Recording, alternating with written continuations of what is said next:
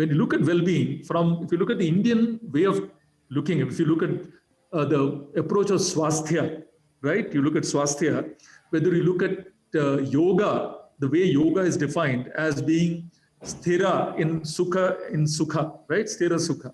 So being in a state of equanimity in oneself, right? Swasthya is being abiding in oneself.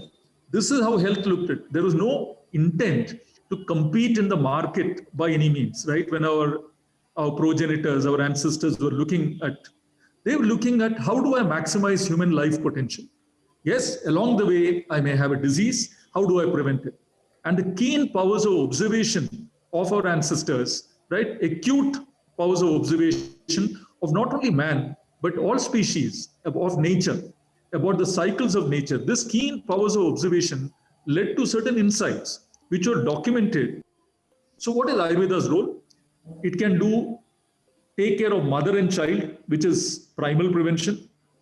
It can do primary prevention, which is what really in Ayushman Bharat, you're going to see very soon, the wellness centers, which is the vision under the National Health Policy 17, in the wellness centers to bring in Ayurveda is going to get rolled out. There are challenges in envisioning the scope from the government, but I hope that will be sorted out sooner than later, and you're going to find a situation that comes there. Number three, we're talking about NCDs. You look at any country across the world, non-communicable diseases, chronic diseases is the real reason.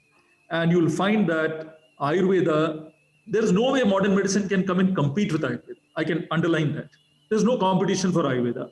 Ayurveda's competition is itself, whether it can respond to the opportunity, whether it can bring up the rigor and the scientific temper to do what the market requires. And of course, the last part, rehabilitation and promotive healthcare, because we are talking of preventive, curative, and promotive healthcare. So we are able to do all these things.